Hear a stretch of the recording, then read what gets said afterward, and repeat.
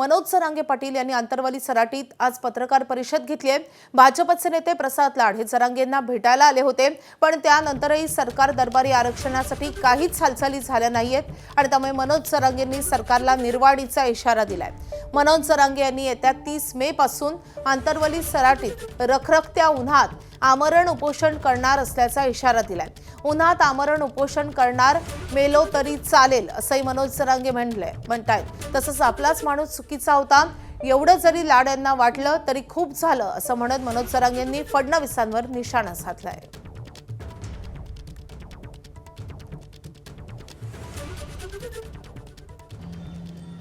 देवेंद्र फडणवीस साहेब 100% आरक्षण देतील।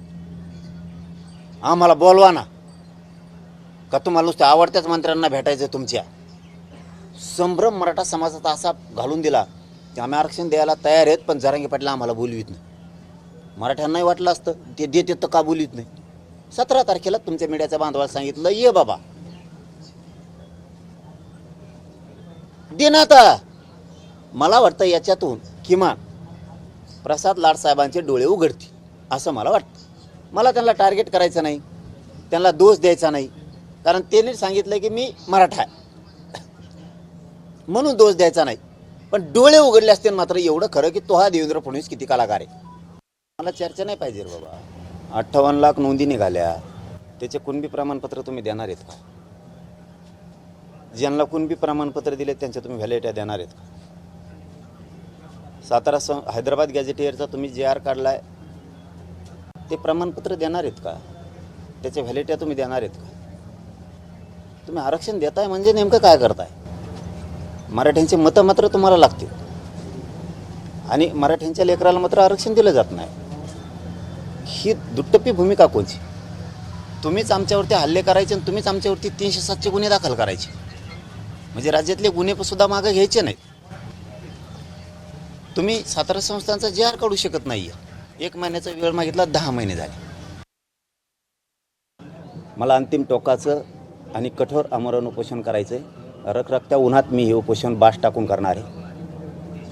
ना कुठलं पाणी, ना कुठलं जेवण, ना पायात चप्पल घालणार आहे, ना काय करणार आहे। माझ्या शरीरात प्रचंड वेदना आहेत, या जीवाला मी तरसायचं तरी किती दिवस? त्यामुळं जे होईल ते होईल। उसनं घाताचा बळी गेला तरी देवेंद्र फडणवीसांमुळं गेला, सरकारमुळं गेला। कितीही जीवाची लाहीलाही झाली तरी हरकत नाही, कारण माझ्या समाजाच्या लेकरांच्याच आयुष्याचा उन्हाळा झाला आहे। तर जरांगेंनी आंदोलनाचा इशारा दिलेला आहे। ओबीसी नेते लक्ष्मण हाके सध्या फोनद्वारे आपल्यासोबत जोडले गेलेले आहेत। हाकेजी, आता तुम्ही ऐकलंच असेल जरांगेंनी कशा रीतीनं निर्वाणीचा इशारा दिलेला आहे। रखरखत्या उन्हात आता मी आंदोलन करणार असं ते म्हणतात। तुमची काय प्रतिक्रिया आहे या आंदोलनावर, जरांगेंच्या भूमिकेवर? हे बघा, मुळात मनोज जरांगेंनी हे आंदोलन अशा उन्हामध्ये वगैरे करू नये आणि त्यांच्या जीवाची त्यांनी काळजी घ्यावी। प्रश्न असा आहे की ते जे काय वारंवार दावा करतायत की लेकराबाळावर अन्याय झाला, गरिबी आली आणि मराठ्यांचं 5 पिढ्यांचं खाल्लं, हे जे काही ते दावा करतात ते दावा ओबीसीनी काय खाल्लं किंवा ओबीसींना काय मिळालं त्याचं एकदा अॅनालिसिस महाराष्ट्र सरकारनं केलं पाहिजे। कारण महाराष्ट्राच्या या पुरोगामी महाराष्ट्राच्या टोटल बजेटपैकी 0.5% पुढं ओबीसीच्या सामाजिक न्याय हक्कांच्या योजनासाठी कधी महाराष्ट्र शासन बजेटरी तरतूद करू शकलं नाही। त्यामुळे मनोज जरांगेंना ह्या 0.5% बजेटमध्ये अख्खा मराठा समाज आणून हे 0.5% बजेट हिसकावून घ्यायचंय का? मनोज जरांगेंना सर्वसामान्य त्यांची जी मागणी आहे ही मुळात बेकायदा आहे। त्यांची जी मागणी आहे ते संविधानाला धरून नाही आणि त्यांची मागणी मान्य झाल्यानं ओबीसीचं झोपडं मात्र पूर्णपणे उद्ध्वस्त होणार आहे। म्हणजे बघा, जरांगे पाटील एवढी आंदोलनं करतायत, एवढे त्यांचे सल्लागार आहेत, एवढे आमदार खासदार मंत्री तिथं पोहोचतायत, या सगळ्यांचं एकच धोरण आहे की ओबीसीचं आरक्षण संपवणं। हे षडयंत्र आहे महाराष्ट्रात, कुटील डाव आहे हा की जरांगेंच्या तोंडून त्याच्या प्रत्येक खरं कोणीही बोलायला तयार नाही, वास्तव कोणी बोलायला तयार नाही, संविधानाची भूमिका कोणी मांडायला तयार नाही। अरे पण ओबीसीचं काय म्हणणं आहे कुणालाच इंटरेस्ट नाही, ओबीसीचं काय म्हणणं आहे किंवा ओबीसीचं काय नुकसान झालं हे पाहण्यात। कालच्या लोकल बॉडीच्या निवडणुका झाल्या, त्या निवडणुकामध्ये एका लोकल बॉडीमध्ये 100% मराठा कुणबी ओबीसीच्या जागेवर बसले। मग ओबीसीच्या हिताचं संरक्षण तुम्ही लोकनियुक्त सरकार म्हणून तुम्ही केलं आमच्या हिताचं रक्षण। त्यामुळे मनोज जरांगेंची मागणी ही बेकायदा मागणी आहे, हल्याचं दूध काढण्याचा प्रकार आहे हा। पण इथले गव्हर्नमेंट मात्र राजकारण करण्यात व्यस्त आहेत कोण जातोय त्याला भेटायला? लाडसारखा माणूस, हॉटेलवाला माणूस, काय काय ज्ञान आहे हो त्याला रिझर्वेशन पॉलिसीचं? पण उद्या राधाकृष्ण विखे पाटीलही जाणार आहेत, जे मराठा आरक्षणाच्या उपसमितीचे नेते आहेत, अध्यक्ष आहेत. कारखानदार काय बोलणार तिथं जाऊन? विखे पाटील कारखानदार आहे ना. बरं, माझा त्यांना एक सवाल आहे, तुम्ही द्या, तुम्ही मागणी करा, तुम्ही जावा, तुम्ही रेड कार्पेट घाला, पण आमचं एक म्हणणं आहे, पण याचा परिणाम ओबीसीवर काय होणार आहे याच्यावर कोण बोलणार आहे महाराष्ट्रातर्फे? ओबीसीवर परिणाम काय होणार? परिणामाचा विचार तुम्ही लोकनियुक्त सरकार म्हणून, संविधानाचे संरक्षक म्हणून तुम्ही काय करणार आहात? हे बघा, एक उदाहरण देतो तुम्हाला. मला नक्कीच साकेतजी, तुम्ही देखील अनेक सवाल या निमित्तानं उपस्थित करताय. धन्यवाद आमच्याशी बातचीत केल्याबद्दल. तर सामाजिक न्याय मंत्री संजय शिरसाट देखील फोनद्वारे आपल्यासोबत जोडले गेलेले आहेत. शिरसाटजी, पुन्हा एकदा जरांगेंनी आंदोलनाची हाक दिलेली आहे, निर्वाणीचा इशारा दिलेला आहे. प्रसाद लाड त्यांना भेटून गेलेले होते, मात्र काही तोडगा निघत नाहीये. सरकार अजूनही आमच्या मागण्या मान्य करत नाहीयेत असं जरांगेंचं म्हणणं आहे. काय करणार आहात तुम्ही आता एक सामाजिक न्याय मंत्री म्हणून, सरकार म्हणून कसे प्रयत्न करणार आहात तुम्ही? नाही, सरकार म्हणून आम्ही निश्चितच त्याच्यावर काही तोडगा काढण्याचा प्रयत्न करतायत. त्यासाठी जी काही नेमलेली उपसमिती आहे ते काय करतायत हे पाहणं महत्वाचं ठरेल. मुख्यमंत्र्यांचं स्वतः या सर्व प्रकरणावर लक्ष आहे. जरांगेंनी उपोषण करणं, उन्हातानात बसणं हे क्लेशदायकच आहे. ह्याचा त्रास निश्चितच त्यांनाही होतो, परंतु यावर निश्चित तोडगा काढण्यासाठी गेल्या आठवड्यामध्ये मला वाटतं लाड गेले होते, प्रसाद लाड गेले होते.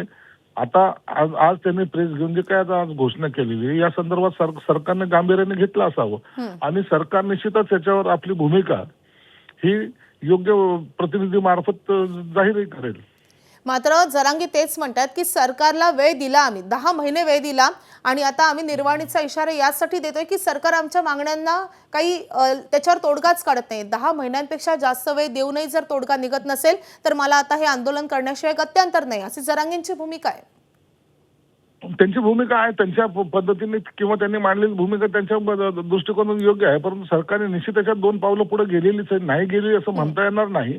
सरकार निश्चित 2 पावलं पुढे गेलेली आहे, परंतु आता या पुन्हा त्यांनी जे काही इशारा दिलाय त्याच्यानंतरच घडामोडी हे सरकार गांभीर्याने घेत आहे. म्हणून यावर आता विखे पाटील असतील किंवा उपसमितीचे असतील, हे यावर त्यांनी आता उत्तर देणं गरजेचं आहे की त्याच्यासाठी ते भेट घेण्याची सुद्धा शक्यता नाकारता येत नाही.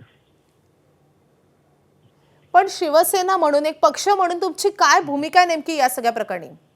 नाही, आम्ही सर्वजण एक सामूहिक, जेव्हा महायुतीमध्ये काम करतो त्या टायमाला आमची सगळ्याची एक सामूहिक भूमिका असली पाहिजे. प्रत्येकाची वेगवेगळी भूमिका असून चालत नाही, कारण की हा विषय हा एकाचा नाही, तर हा सर्व युती सरकारने यावर निर्णय घ्यायचा आहे. म्हणून आमची भूमिका वेगळी, त्यांची भूमिका वेगळी, त्यांची भूमिका वेगळी असं करून चालणार नाही. म्हणून सरकारचा निर्णय हा सर्व महायुतीचा, सर्वांचाच घटक पक्षाचा निर्णय असतो. शिरसाटजी, धन्यवाद तुम्ही आमच्याशी बातचीत केल्याबद्दल, तुमचं मत व्यक्त केल्याबद्दल. तर हे होते सामाजिक न्याय मंत्री संजय शिरसाट. सरकार म्हणून एकत्रितपणे आम्ही तोडगा काढला पाहिजे, एकत्रित आमची भूमिका असली पाहिजे असं संजय शिरसाट यांचं म्हणणं आहे. सरकार सगळ्या घडामोडी गांभीर्यानं घेते असं देखील त्यांनी म्हटलेलं आहे. सरकार म्हणून आम्ही तोडगा काढण्याचा प्रयत्न करतोय, आम्ही 2 पावलं पुढे गेलेलो आहोत असं देखील शिरसाट यांनी म्हटलेलं आहे. मनोज जरांगे पाटील 30 मे पासून आमरण उपोषण करणार आहेत आणि ते देखील रखरखत्या उन्हात करणार आहेत. उद्या प्रसाद लाड आणि राधाकृष्ण विखे पाटील त्यांची भेट घेतील असंही सांगितलं जात आहे. त्यामुळे या सगळ्या अतिशय वेगवान घडामोडी या निमित्तानं घडतात. आपले प्रतिनिधी रवी मुंडे आंतरवली सराटीतून आपल्यासोबत आहेत. रवी, खरे तर आंतरवलीतल्या या सगळ्या नागरिकांनी किंवा ग्रामस्थांनी असं सांगितलेलं होतं की यापुढे आम्ही जरांगेंना उपोषण करू देणार नाही. मागच्या आंदोलनाच्या वेळेस त्यांनी ही घोषणा केलेली होती. आता ग्रामस्थ तुमच्या सोबत आहेत. आता जेव्हा जरांगे नव्या आंदोलनाची घोषणा त्यांनी केलेली आहे, हे पाहता ग्रामस्थांची काय भूमिका आहे, काय त्यांचं मत आहे? माधवी, खरं तर मनोज जरांगे यांचे 9 उपोषण झाली, त्यापैकी 8 उपोषण हे आंतरवली सराटीमध्ये झाली आणि या सर्व उपोषणामध्ये इथल्या नागरिकांची भावना होती की मनोज जरांगेंनी अशा प्रकारे उपोषण करू नये. आणि खरंच आता मनोज जरांगेंनी जेव्हा घोषणा केली त्यानंतर पहिल्यांदाच आपण त्यांच्या भावना जाणून घ्या. आपल्याबरोबर आंतरवलीचे नागरिक आहेत, खास करून मनोज जरांगे ज्या घरामध्ये राहतात त्याच घरातले बापू आहेत जे अनेक वर्षापासून मनोज जरांगेंच्या सोबत आहेत. आता उन्हामध्ये बसून उपोषण करायची घोषणा केली, पटते तुम्हाला? आता उन्हामध्ये बसून उपोषण करणे शक्य नाही, पण आता दादानी जर असा आदेश जर दिला असला तर त्याला आमचा नाईलाज आहे. दादाने करायला नाही पाहिजे. असे आपण सावलीत उभारून जर आपल्याला घाम येतो तर त्याला तर बिगर पाण्याचं उन्हात बसायचं. जीव काय म्हणणार त्यात? शासनाने याची मोठी दखल घ्यायला पाहिजे. गावात नागरिकांचं काय म्हणणे? नागरिक तेच सांगणार आहे सगळे, दादाने उपोषण करू नये असं उन्हात बसून. पाणी बी घेणार नाहीत. नाही, काहीच घेणार नाही, पाणी नाही, काहीच नाही, काहीच नाही, काहीच. तुमचं काय म्हणतात? दादांनी खरं तर उपोषण करायला नाही पाहिजे, पण दादांनी ज्या शासनापुढं मागण्या मांडलेल्या आहेत, शासनाला विनंती आहे की जे हैदराबाद गॅजेट, सातारा गॅजेटची अंमलबजावणी शासनाने लवकर करायला पाहिजे. कारण जूनमध्ये विद्यार्थ्यांचं शैक्षणिक सत्र सुरू होतं आहे. ते अगोदर जर कास्ट आणि व्हॅलिडिटी जर विद्यार्थ्यांना मिळाली तर खरोखरच शासनाला एक फार मोठा त्यांचं आम्ही विद्यार्थी म्हणून तरी त्यांचे अभिनंदन करू. मान्य आहे, पण अशा प्रकारे उपोषणाची भूमिका घेणं ही टोकाची भूमिका आहे. पण दादांनी आतापर्यंत त्यांना भरपूर वेळेस अल्टिमेटम दिले आहे. शासन फक्त येऊन जातं, त्यांची भेटीगाठी घेतं, परंतु दादांनी ज्या मागण्या मांडलेल्या आहेत शासन दरबारी त्याची एकही पूर्तता होत नाही. म्हणून आता विद्यार्थ्याचं ॲडमिशन जूनमध्ये सुरू होतं आहे. पण इतर काही पर्याय आहेत. पर्याय आता शासनाने घ्यायचे आहेत. दादा त्या मुद्द्यावरती अल्टिमेटम दिला ते ठाम राहतील, आम्हालाही ते मान्य आहे. तुमचं काय म्हणणं आहे दादा? आरक्षणच्या लढ्यामध्ये खरं तर मी दादासोबत 3 वर्षापासून आहे. आणि कालच्या त्या दरम्यानच्या काळात कालच्या 16 मेला एक बैठक झाली, त्या पत्रकार परिषद झाली. आणि त्या बैठकीमध्ये दादाने सांगितलं की बाबा मी 30 तारखेला उपोषणाला बसणार आहे. पण त्याच इथं जे काही महाराष्ट्रामधून मराठा समाज जमा झाला होता, तर प्रत्येकजण असं म्हणत होता की दादांनी आता उपोषण करू नये, दादाची तब्येत उपोषण करण्यासारखी राहिलेली नाही आहे.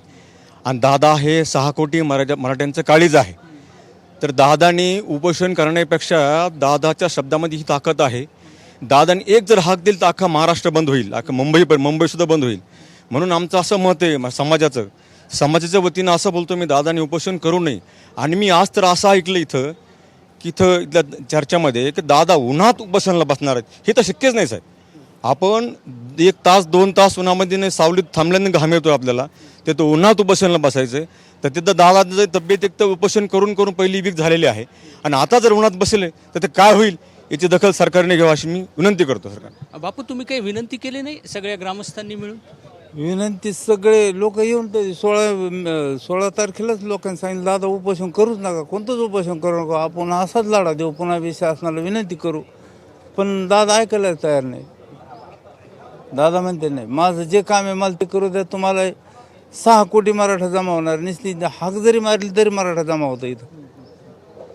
त्यांच्या अगोदरच त्यांना अनेक वेळा त्रास झाला त्याचा उपोषणाचा. तुम्हाला तर फक्त उपोषण नाही म्हणत होता तुम्ही, पण आता तर उन्हात करायचं. आता उन्हात करायचं खूपच त्रास होणार आहे. आता इतका त्रास होणार आहे की फक्त त्यांच्या जीवाला माहीत किती त्रास होणार आहे.